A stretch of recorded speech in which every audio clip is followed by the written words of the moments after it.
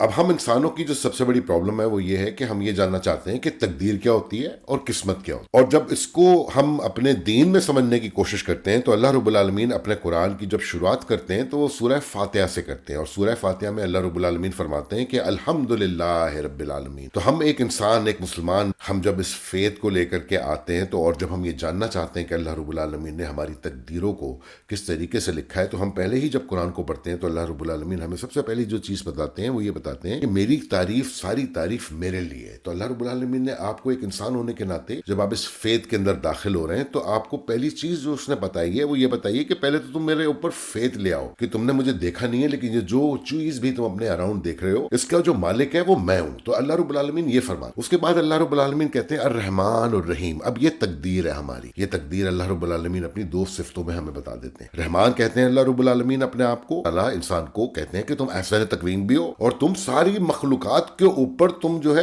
اشرف بھی ہو تم ان کے۔ تو اس کا مطلب یہ کہ اس دنیا کے اندر جب اللہ رب العالمین نے ہمیں خلیفہ بنا کر کے بھیجنا کا ارادہ بنایا تھا تو ہماری رسپانسبلٹی یہ تھی کہ ہم اس پوری کل کائنات کے اوپر خلیفہ ہے اور اس کل کائنات کے اوپر اشرف المخلوقات ہیں، جو احسن تقویم ہو، تمہیں اتنی طاقت دے دی ہے۔ تو اللہ رب العالمین یہ ہمیں بتاتے ہیں اس قرآن کے اندر۔ اب تقدیر کا جو تعلق ہے وہ جو ہے اللہ رب العالمین نے ہمیں اس دنیا میں اتارا ہے، اور اس دنیا میں اتار کر کے جو ہماری شروع سے لے کر کے آخر تک کی زندگی ہے اس کو اللہ تعالیٰ نے پورا پلان کر دیا ہے۔ تو اب جب ہماری تقدیر شروع ہوتی ہے تو اللہ تعالیٰ نے ہمارا شروع سے لے کر کے آخر تک کا سب کچھ لکھ دیا ہے کہ ہماری اولادیں کون ہوں گی، ہمارے بچے کون ہوں گے، ہم کس کس جگہ پر کس کس مقام پر پہنچیں گے۔ ہمیں اللہ رب العالمین نے جب نفسیں دی ہیں تو ہمیں اس نفس کے اندر جو ہمارا دوسرا انسان ہے، جو ہم دوسرے ہیں اندر، ہم ایک تو اچھے انسان ہیں اور ایک ہم برے ہیں۔ ہم جو ہمارا جو بری سائڈ ہے وہ ہمیں اپنی بری جگہ پر لے جاتی ہے، کیونکہ ہم جو ہے اپنے آپ کو اس جگہ پر ترقی لینے کے لیے، دنیاوی خواہشات کے لینے کے لیے اللہ کے احکامات کو چھوڑ کر کے ہم اس رستے پہ نکل پڑتے ہیں۔ تو اس طریقے سے انسان کی تقدیر چلتی ہے۔ اب ہم کیونکہ مسلمان ہیں تو ہمارا جو بلیو ہے وہ یہ ہے کہ ہماری جو تقدیر ہے وہ اللہ رب العالمین نے لکھی ہوئی ہے، اور اس تقدیر کے اندر اللہ تعالیٰ نے ہمیں یہ جو ہمارے ایٹریبیوٹس دی ہیں ایک انسان ہونے کے ناطے، اس انسانیت کو لے کر کے جب ہم اس دنیا میں چلتے ہیں تو ہم اللہ کے احکامات پہ چل رہے ہوتے ہیں، اور اس درمیان میں اللہ رب العالمین ہمیں اپرچونٹیز دیتے ہیں نوکریوں کی اور 10 قسم کی، جس میں ہم ڈیسیشن میکنگ کر رہے ہوتے ہیں اللہ کی دی ہوئی اپرچونٹی کے اندر کہ ہمارے لیے جاب کے اندر چلنا ہمارے لیے نیکی کے ساتھ چلنا ہے کہ نہیں ہے، تو وہاں پہ آپ ڈیسیشن میکنگ کر رہے ہوتے ہیں اور اللہ کی مدد مانگ رہے ہوتے ہیں۔ اور جہاں پر آپ اپنے جمپ کرتے ہیں کہ آپ کو بہت ترقی کرنی ہے اور آپ نے ترقی میں بہت آگے بڑھ جانا ہے اور آپ نے لوگوں کے دل دکھانے، تو اللہ تعالیٰ پھر آپ کو اس رستے پہ چلاتے ہیں، تو وہ آپ اپنی تقدیر خود لکھ رہے ہوتے ہیں، پر اللہ نے آپ کی تقدیر یہ لکھی ہو کہ اللہ تعالیٰ جب آپ کو کہتے ہیں کہ میں نے دنیا میں تمہیں بھیجا اور خلیفہ بنا کے بھیجا ہے، جب تم خلیفہ بن کر کے آئے ہو تو مجھے فرق نہیں پڑتا کہ تمہارا مذہب کیا ہے، as long as تم مجھے پہچانتے ہو اور تم یہ جانتے ہو کہ آخرت آئے گی۔ تو جب آپ اللہ کو پہچانتے ہیں اور آپ کا ڈر میں ہی ہے کہ آخرت آئے گی تو آپ جواب دیں نا اپنے لیے۔ تبھی تو اللہ تعالیٰ نے کہا کہ اگر یہ دو چیزیں تم ایٹریبیوٹس میرے پاس لے کر کے آؤ گے تو میں غفور الرحیم ہوں، میں معاف کر دوں گا تمہیں۔ لیکن اللہ رب العالمین کے اوپر یقین لانے کا مطلب ہی یہی ہے کہ جو لوگ اللہ رب العالمین کے اوپر یقین لاتے ہیں اور آخرت پہ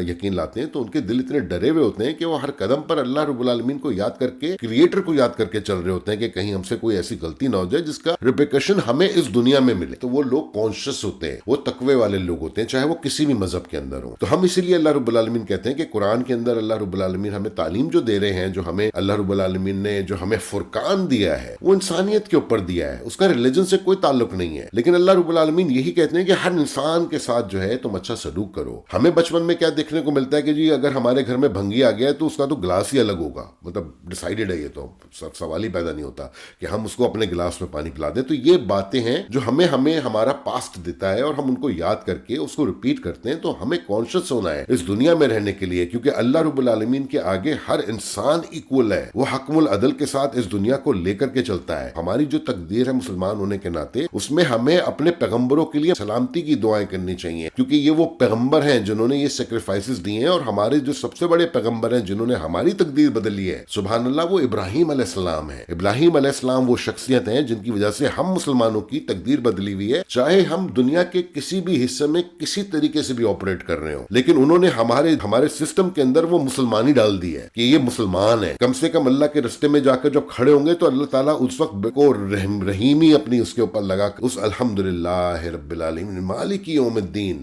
کہ میں رب العالمین ہوں، اور میری پہلی صفت کیا ہے؟ رحمان ہے۔ رحمان کے میں تم اچھے نیک کام کرو گے میں تمہارے لیے اچھا کروں گا، اور میں رحیم بھی ہوں کہ اگر تم ٹوٹتے پوٹتے کسی طریقے سے پہنچ گئے ہو میرے پاس، اس رب کا نام لے کر کے، نبی کا نام لے کر کے، اس पैगंबर का नाम लेकर जिसको हम इब्राहिम अलैहिस्सलाम कहते हैं, और इब्राहिम अलैहिस्सलाम की पूरी पीढ़ी जो है वो लेकर के आई है इस दीन को हमारे तक, और हम तक जिस तरीके से भी पहुंचा है ये दीन, जहां तक भी पहुंचा है, जिन किताबों से भी पहुंचा है, जितनी भी हमारी समझ है इस दीन के अंदर, अब हमारा वो टाइम है कि हम इस जनरेशन के लोग हैं कि हमें अपने दीन को समझने के लिए हमें सोचना पड़ेगा कि हमारी क्या सेक्रीफाइसेस थी उस पैगंबर की। इब्राहिम अलैहिस्सलाम का मुकाम हमारे दिन के अंदर इतना बड़ा है क्योंकि इब्राहिम अलैहिस्सलाम से पहले जितने भी पैगंबर आए हैं उन्होंने अपनी पीढ़ी में पैगंबरी नहीं मांगी, लेकिन इब्राहिम अलैहिस्सलाम का अकीदा अपने रब्बुल आलमीन से इतना बड़ा था कि उसने अपने बेटे को लिटा दिया था एक ख्वाब के ऊपर। तो वो इंसान की सोच, आप सोचें कि वो कितना स्मार्ट आदमी था कि उसको पता था कि अल्लाह रब्बुल आलमीन के नाम को लेकर चलना है और उसने पीढ़ियां बचानी है पूरी, उसने पीढ़ियां बचानी है पूरी, और उसने अल्लाह रब्बुल आलमीन से दुआओं में